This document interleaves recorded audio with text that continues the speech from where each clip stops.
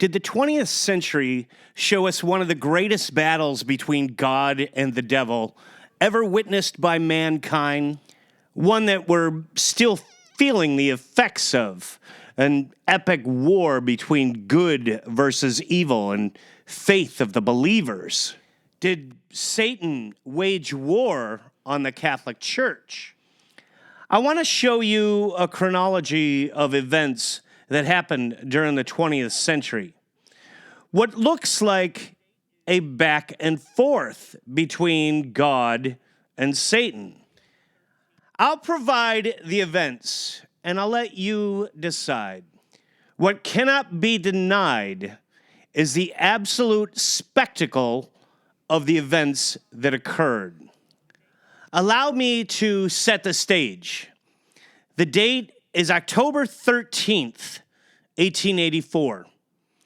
Pope Leo XIII has just finished saying Mass and is in an empty church when he hears a conversation going on in the sanctuary. The conversation, what he described, is between God and the devil. The devil is very angry, and he says to God that he can destroy God's church within 100 years if God would just give him a little more power.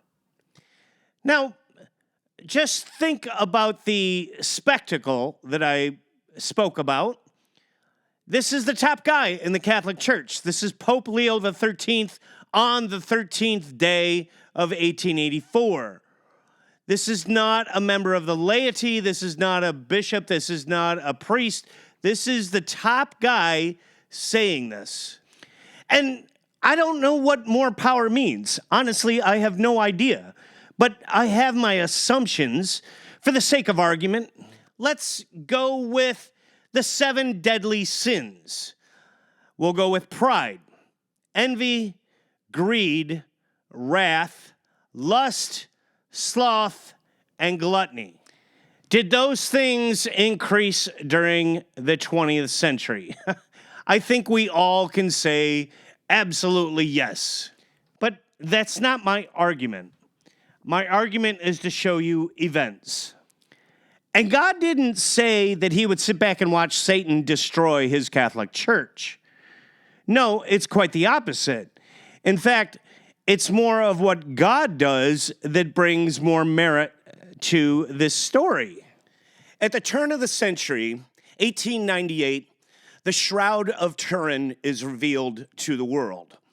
Now, what the Shroud of Turin is, most of you probably know, but it's revealed in that it was believed that this cloth was the burial cloth of Jesus, and the church has had this for centuries, although we never knew its authenticity. In 1898, an Italian photographer took a negative of this cloth, and what was revealed is an image of a crucified man, a man revealing Jesus of Nazareth, a crucified man. He also had the wounds on his forehead from a crown of thorns. He had been whipped and beaten mercilessly, and he also had the stabbing in the side from the spear puncturing him found in John's gospel. What the miracle is that the image is burned into the fabric. You know, if it was just a crucified man, you wouldn't see the image, the wounds. You would just see the dried blood. But this image is burned into the fabric. So think about what that does for the believers, for the church. Here we found the burial cloth of Jesus, which is just monumental, just a monumental event. As a side note, I'll tell you this, that when they found this cloth, it was in the 1350s. You know what was going on then? Black Death. The plague was killing 1/4 of the population in Europe. Moving on, we're going into the 1900s now. In 1914, World War I started. I don't think I'm reaching too far to say that any war, much less a world war, could be seen as an evil event. Which brings us to our next miracle that happens in 1917. On the same date as when the Pope heard the conversation between God and the devil, October 13th of 1917, God reveals the miracle of the sun, Our Lady of Fatima. On that date, 70,000 people in Portugal witnessed the sun dancing in the sky. The backstory to this miracle actually started several months prior, on May 13th of 1917. On that date is when the Blessed Virgin appeared before 3 shepherd children.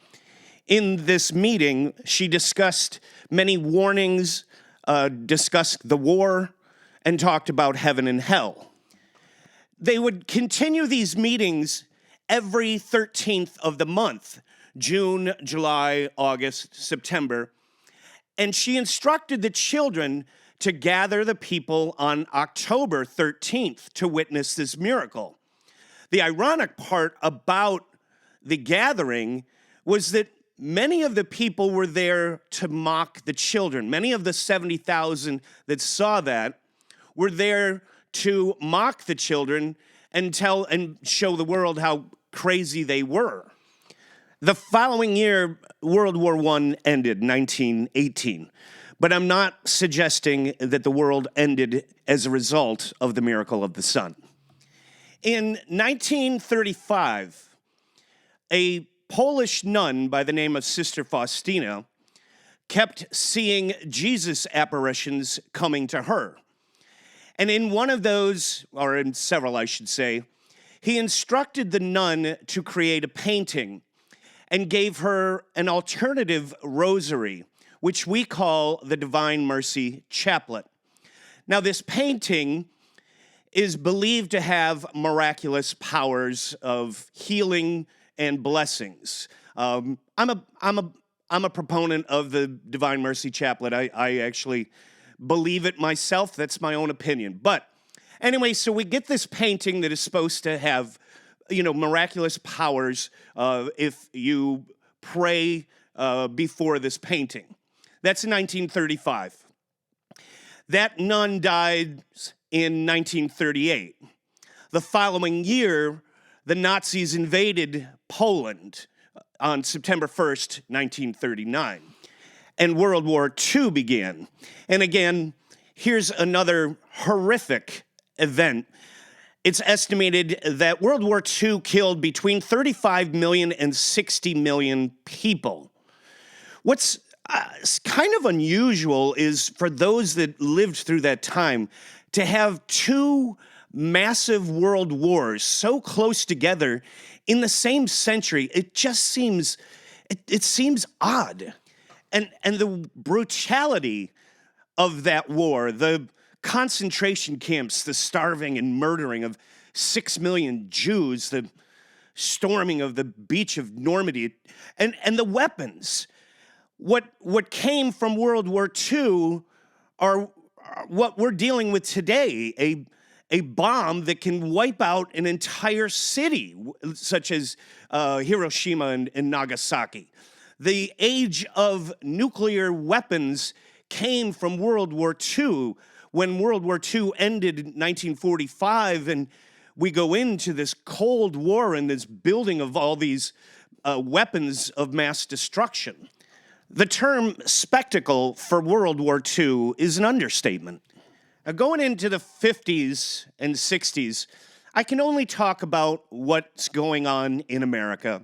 For those of you that are listening that are in a different country, my apologies on my ignorance of what was going on everywhere else. But here in America, we're going through, in the 50s, kind of a renaissance after the war. It's a good time for Americans. Now, depending on what you view as television or rock and roll, I don't know what the exact stance was of the Catholic Church on rock and roll and the the dancing and all that, but you can judge for yourself. But two other things that are pretty big in that in 1950 was the introduction of the birth control pill, as well as in the 50s, porn magazines. Hugh Hefner's Playboy came out. Adult films come out later, going into the 60s. So you see this rise in lust, I would say. Now, I'm not going to argue what your view is on birth control. That's not for this discussion. I will just say that for the Catholic Church, they would see that as a bad thing, as an evil thing for the purposes of the discussion. In the 1960s, here in America, we got our first Catholic president. Unfortunately, he's shot on November 22nd, 1963. In a grand exhibition of horror, watching a world leader get shot in the head in his convertible. There's been countless documentaries and movies covering the Kennedy assassination. The 60s were a pretty turbulent time for us here in America. The civil rights movement, the start of Vietnam, the Cuban Missile Crisis, leaders also getting shot, Martin Luther King, John F. Kennedy's brother, Robert Kennedy. It's a pretty rough time. There was also Vatican II, the Second Ecumenical Council, Vatican II, that happened starting, I believe, in 1963 to 1965. And for some have mixed feelings on that. I'm not going to talk about that. I don't know enough about that council to discuss it. What I do know is around this time, there seems to be an influx of nefarious priests going into the priesthood. We won't find out about these events until several decades later, but I'm talking about the pedophiles and the abusers and the rapists that seem to have infiltrated the Catholic Church around this time. But it doesn't look like God is going to sit back here again. In fact, he's going to step up his game. In 1968 to 1971, Marian apparitions kept showing up in Zaytun, Egypt. So many that over 1 million people witnessed these Marian apparitions. It was such a problem that the Egyptian government had to investigate. And my guess is they weren't the only ones. At one point, they had cut the power in a 15-mile radius of the church, hoping to bring to the surface this hoax. But to no avail, the Marian apparitions kept showing up to everyone, including them, all faiths.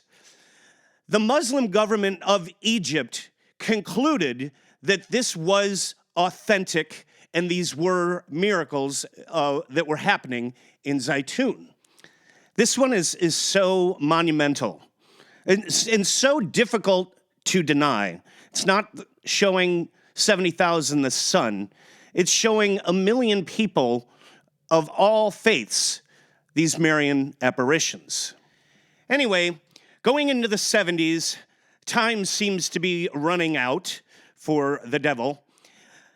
In the early 70s, the United Kingdom, as well as America, legalized abortion. Now, I'm not going to get into the pro and cons of abortion. I'm not going to even go down that road. Just notice that the Catholic Church views the legalization of abortion as a bad thing. In 1977, that burial cloth that I spoke about in the beginning of the video, the Shroud of Turin, a group of scientists, outsiders, want to do some experiments on the cloth. The Catholic Church allows them, and what they find is they carbon dated it back to the 1300s. So they believe that, although they can't explain it, it is not the burial cloth of Jesus. Now, the irony of that whole experiment is that all those scientists would change their mind in the late 80s and 90s. In fact, the head scientist, who was Jewish, actually converted to Catholicism and went on tour to discuss the authenticity of this burial cloth. He's actually has a TED Talk here on YouTube if you want to find it. It's pretty fascinating. But anyway, so at that time, the burial cloth is a fraud. In 1978, we get one of our greatest popes in Pope John Paul II. Going into the 80s, John Paul is shot in the Vatican, in Peter Square in the Vatican. He's shot on May 13th, 1981. Now, that date goes back to the miracle of the Son, the day Mary showed herself to the children. Many believe, including Pope John Paul II, that Mary had foretold this event in her warnings to the children back on May 13th. Something along the lines of the bishop in white would be slain. It's difficult to deny that those three events, the conversation between God and the devil, the miracle of the Son, and the assassination attempt of John Paul II, are not linked together. And that's the end of my story. Do you believe that we witnessed one of the greatest epic battles between God and Satan?